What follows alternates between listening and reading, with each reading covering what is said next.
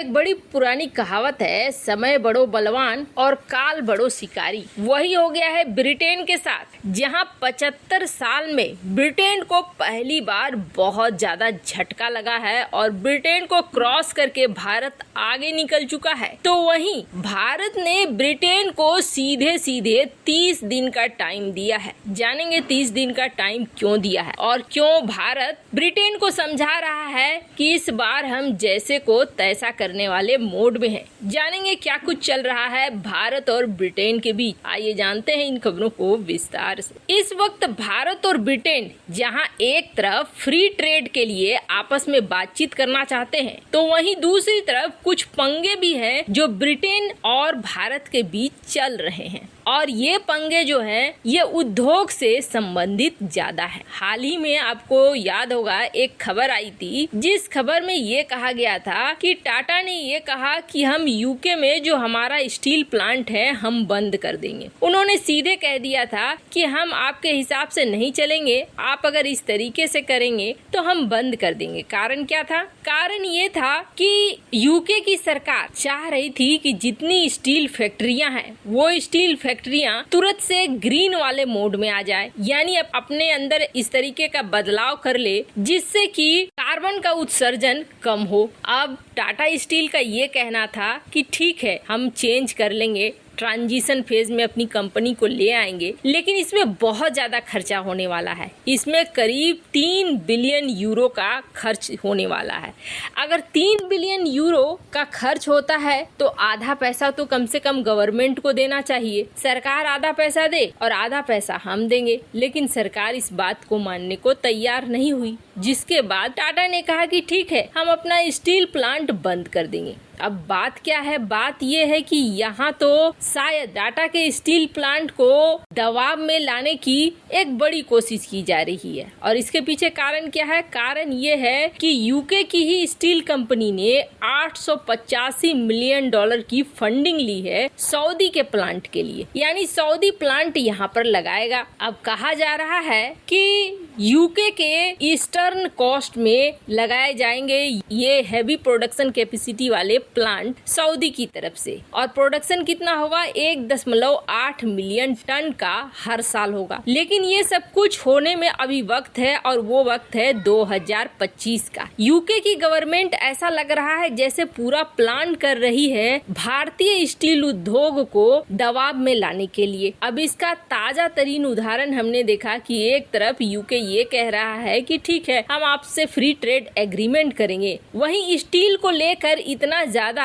UK आक्रामक हो चुका है कि भारत से आने वाले स्टील को रोकने के लिए यूके ने इसमें हैवी ड्यूटी लगा दी है, और ऊपर से इसके कितनी मात्रा इंपोर्ट होगा उसके लिए भी इन्होंने रूल्स लगा दिया है। ऐसे रूल्स लगा दिए हैं इन्होंने जो रूल्स WTO में मान्य नहीं है। WTO कहता है कि ऐसे रूल्स को आप नहीं लगाइए, फिर भी ये रूल्स लगाए गए हैं। ये मामला WTO में भी पहुंच गया। अब WTO में भी जब पहुंच गया तो भारत ने सीधे सीधे ये कह दिया कि हम आपको 30 दिन का वक्त देते हैं, आपने जो ये सब कुछ लगाया है इसको हटा लीजिए, और अगर आप नहीं हटाते हैं, WTO के नियमों का पालन भी नहीं करते हैं, तो फिर जैसा आपने किया है वैसा ही हम भी करेंगे और हम भी आपके ऊपर उसी तरीके के एक्शन लेंगे। आपके देश से आने वाले कई प्रोडक्ट को हम यहाँ पर बैन कर देंगे या फिर हम उस पर टैरिफ बढ़ा देंगे, यानी जैसे को तैसे वाला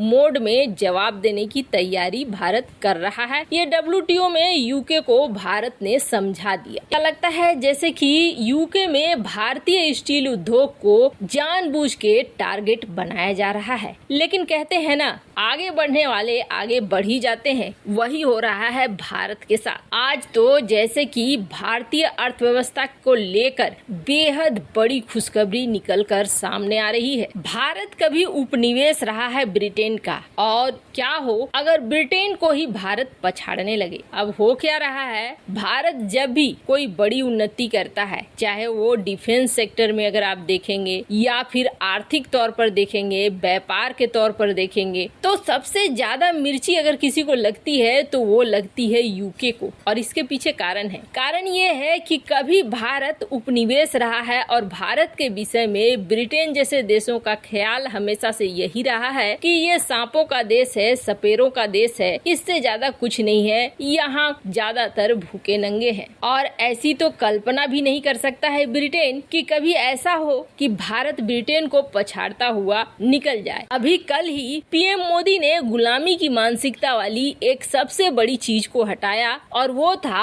भारतीय नेवी में लगने वाला झंडा, जिसमें ब्रिटिश साम्राज्य का झलक दिखता था। लेकिन अब उसे हटाकर भारतीय निशान का इस्तेमाल किया जा रहा है, जिसमें शिवाजी के चिन्ह भी नजर आ रहे हैं। भारत गुलामी वाली सारी मानसिकता को हटा रहा है और ऐसा हटाने के साथ ही भारत 2047 में एक विकसित देश बन जाएगा, इसके सारे लक्षण दिखने शुरू हो चुके हैं। अक्सर देखा गया है कि भारत की उपलब्धियों के बाद ये देश अपने देश के सिस्टम को कोसने का काम में लग जाते हैं। ये नहीं कि भारत की अचीवमेंट पे खुश होए। वहाँ के ज्यादातर राजनीतिज्ञ अभी भी उसी उपनिवेश वाले मानसिकता में जीते हैं। उनका मानना ये है कि 70-80 सालों पहले तो भारत ब्रिटेन से छटपटा रहा था आजादी लेने के लिए, और आज ब्रिटेन से आगे कैसे निकल सकता है भारत। और सबसे बड़ी बात ये है कि भारत की सफलता के पीछे का कारण ढूंढने की कोशिश ब्रिटेन के संसद में खूब होती है, क्योंकि ब्रिटेन जैसा डेवलप देश जिसके राज में सूरज डूबता नहीं था, वो देश अब भारत से पीछे क्यों हो रहा है। और अभी तो आप देखेंगे अंतर्राष्ट्रीय मीडिया में सनसनी फैल गई है और भारत को एक एग्जाम्पल के तौर पर खुद उनकी ही मीडिया दिखला रही है। आर्थिक मोर्चे पर बड़ा झटका ब्रिटेन को मिला है भारत की तरफ से। अब भारत ने दुनिया की 5वीं सबसे बड़ी अर्थव्यवस्था वाला टैग हासिल कर लिया है और यूके को छोड़ दिया है पीछे। बड़ी बात ये है, ब्रिटेन 6ठी पोजीशन पे है तो वहीं भारत 5वीं अर्थव्यवस्था बन चुका है। अब इस क्वार्टर में भारतीय जीडीपी का साइज 845 बिलियन डॉलर का माना गया, तो वहीं यूके का 816 बिलियन डॉलर का। अब जो नई रैंकिंग बनी है उसमें पहले नंबर पे है अमेरिका, दूसरे नंबर पर है चीन, तीसरे नंबर पे है जापान, चौथे नंबर पे है जर्मनी, 5वें में है भारत और 6ठे पे है यूके। सबसे बड़ी बात ये है ना, ये जो लिस्ट देख रहे हैं आप, ये लिस्ट